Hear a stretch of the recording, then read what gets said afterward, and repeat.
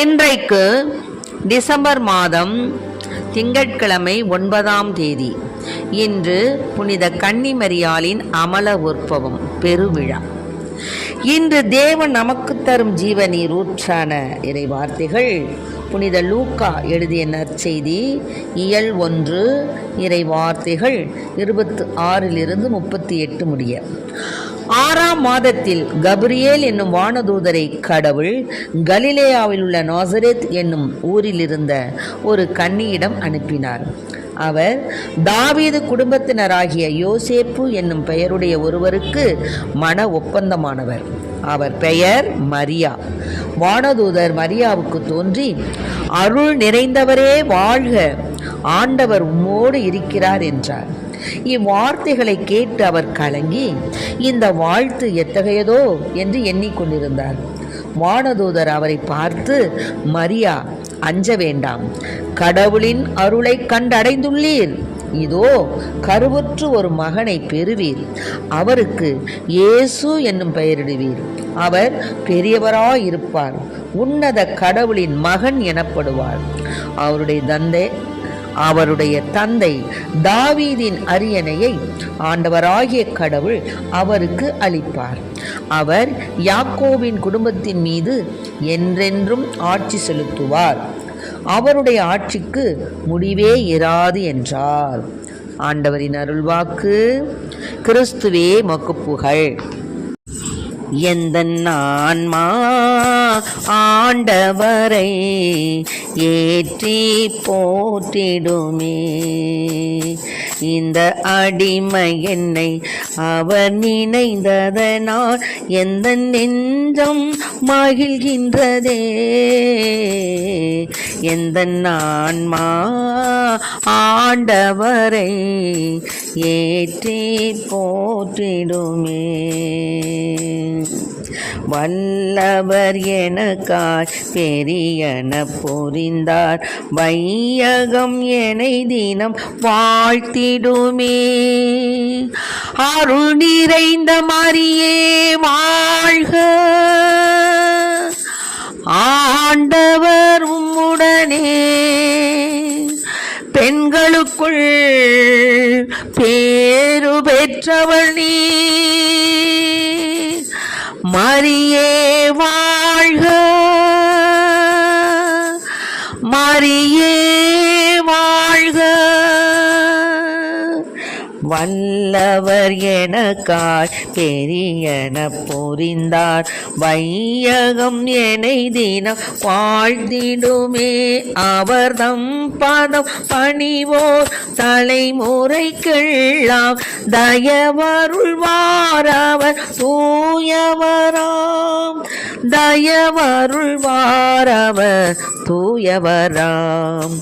எந்த ஆன்மா ஆண்டவரை ஏற்றி போற்றிடுமே. இந்த அடிமை என்னை அவர் நினைந்ததனால் எந்த நெஞ்சம் மகிழ்கின்றதே.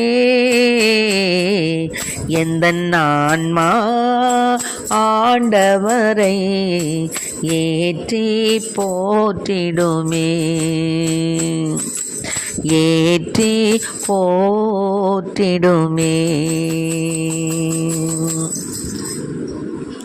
இன்றைக்கு நாம் தேவன் தரும் ஜீவநீர் ஊற்றான இறை வார்த்தைகளை கேட்டோம். அதாவது அம்மா 6ஆம் மாதத்தில் கபிரியேல் என்னும் வானதூதரால் என்ன செய்யப்பட்டாங்க? வாழ்த்துகள் கூறப்பட்டாங்க. எப்படின்னா, 6ஆம் மாதத்தில் கபிரியேல் என்னும் வானதூதரை கடவுள் கலிலேயாவில் உள்ள நாசரேத் என்ற ஊரில் இருந்த ஒரு கன்னியிடம் அனுப்பினார். அவர் தாவீது குடும்பத்தினராகிய யோசேப்பு அப்படிங்கிறவருக்கு மன ஒப்பந்தமானவங்க. ஆனால் அவங்க பெயர் மரியா. வானதூதர் என்ன செஞ்சாங்க? மரியாவுக்கு தோன்றி, அருள் நிறைந்தவளே வாழ்க, ஆண்டவர் உம்மோடு இருக்கிறார்னு சொன்னாங்க. இதை கேட்டோன்னே அம்மாவுக்கு ரொம்ப ஒரு மாதிரி திகில். ஒன்றும் வேணாம், இப்போ நம்ம குழந்தை நம்ம வீட்டில் ஒரு கன்னியாக இருக்குது, பருவத்தில் இருக்குது, வாலிப பருவத்தில் இருக்கக்கூடிய ஒரு பாப்பா என்ன பண்ணுது, ஜெபம் பண்ணிகிட்டு இருக்குன்னு வச்சுக்குவோம்.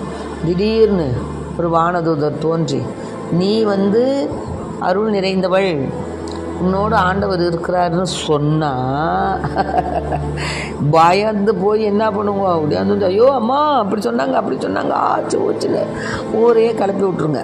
ஆனால் அம்மா என்ன செஞ்சாங்க? அருள் நிறைந்தவளே வாழ்க, ஆண்டவர் உம்மோடு இருக்கிறாரு அப்படின்னு சொன்ன உடனே இந்த வார்த்தைகளை கேட்டு அவங்களுக்கு மனசில் கலக்கம்தான். ஆனாலும் இந்த வாழ்த்து எத்தகையதோ, நம்ம திருமணமே ஆகலை, ஆனாலும் அருள் நிறைந்தவள் வாழ்க, ஆண்டவர் உம்மோடு இருக்கிறான்னு சொன்னாங்களே அப்படின்னு அம்மா என்ன பண்ணுறாங்க? பயப்படலை, ஒரு அச்சம் கலந்து ஒரு மனசில் வருது.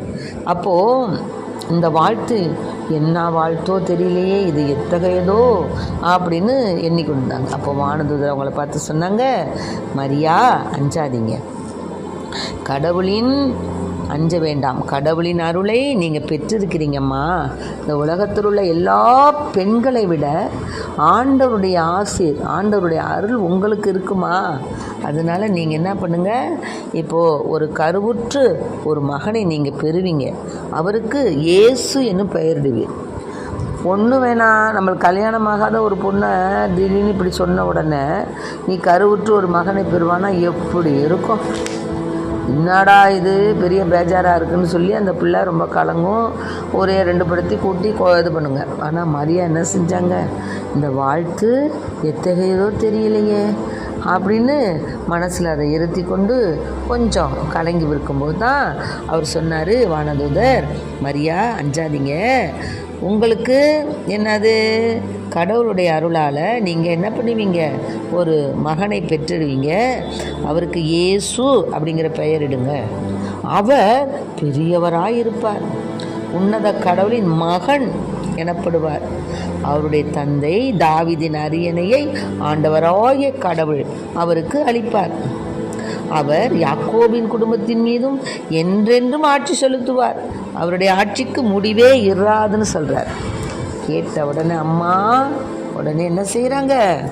என்னடா அது இப்படி ஒரு ஆசீர்வாதமான வார்த்தை வருதே அப்படின்னு சொல்லிவிட்டு அம்மா அந்த ஆண்டவருடைய வார்த்தையை தன் மனதில் இருத்துறாங்க. அப்போ வானதூதர் சொல்கிறாரு, தூய ஆவி உம்மீது வரும், உன்னத கடவுளின் வல்லமை உம்மேல் நிழலிடும், ஆதலால் உம்மிடம் பிறக்கப் போகும் குழந்தை தூயதுமா. உன்னத தூய ஆவினுடைய அருள் என்ன செய்யும்? உங்கள் கடவுளுடைய வல்லமை தான் உங்கள் மேல் நிழலிடும். அதனால உம்மிடம் பிறக்கப் போகும் குழந்தை பரிசுத்தமானது, அந்த குழந்தை இறைமகன் எனப்படுவாங்க. அதனால் உங்கள் உறவினராகிய எலிசபெத்து இந்த முதிர்ந்த வயதில் ஒரு மகனை கருதரிச்சிருக்காங்க. கருவுரை இயலாதவர் என்று சொல்லப்பட்ட அவருக்கு இது 6ஆம் மாதம். அவங்களுக்கு மாதவிடாயெல்லாம் நின்று ரொம்ப வயசாயிடுச்சு. குழந்தை பேர் பிறக்கக்கூடிய எந்த ஒரு அறிகுறியும் கிடையாது. அப்படிப்பட்ட சூழ்நிலையிலும் எலிசபெத்தம்மா 6வது மாதமாக இருக்கிறாங்கன்னு சொல்கிறாரு. அதனால கடவுளால் இயலாதது ஒன்றுமில்லை. ஆமென். இதுதான் இன்று தேவன் நமக்கு தரும் ஜீவ நீரூற்றான இறை வார்த்தைகள். புனித லூக்கா எழுதிய நற்செய்தி இயல் 1 அதில் 37வது வார்த்தையை எழுதி வச்சுக்குங்க. ஏனெனில் கடவுளால் இயலாதது ஒன்றுமில்லை. ஆமென். ஆகவே இதை கேட்கக்கூடிய அன்பு சகோதரிகளே, குழந்தை பாக்கியம் இல்லாது மிகவும் மனம் நொந்து மிக மன கசிந்து அழுது கொண்டு தேவனை நோக்கி தங்களுடைய கரங்களை விரித்து மன்றாடக்கூடிய பெண்களே, உங்களுக்கு இதோ இந்த வார்த்தை, கடவுளால் இயலாதது ஒன்றுமில்லை. நிச்சயம் நிச்சயம் நிச்சயம் ஆண்டவர் உங்களுக்கு ஒரு ஆனந்த பரிசை தருவார். குழந்தைகள் மக்கள் செல்வங்கள் இறைவனுடைய பரிசு. ஆகவே நிச்சயமாக உங்களுக்கும் கண்டிப்பாக ஆண்டவர் குழந்தை என்னும் பரிசை தருவார். எப்படி கன்னி மரியாளிடம் தேவ தூதன் சொல்லப்பட்ட வார்த்தைக்கு இணங்க, மரியா அஞ்சாதீங்க, ஏனெனில் கடவுளின் அருளை நீங்கள் பெற்றிருக்கிறீங்க, நீங்கள் கருவுற்று ஒரு மகனை பெறுவீங்க. அவருக்கு இயேசு எனும் பெயரிடுவீர்.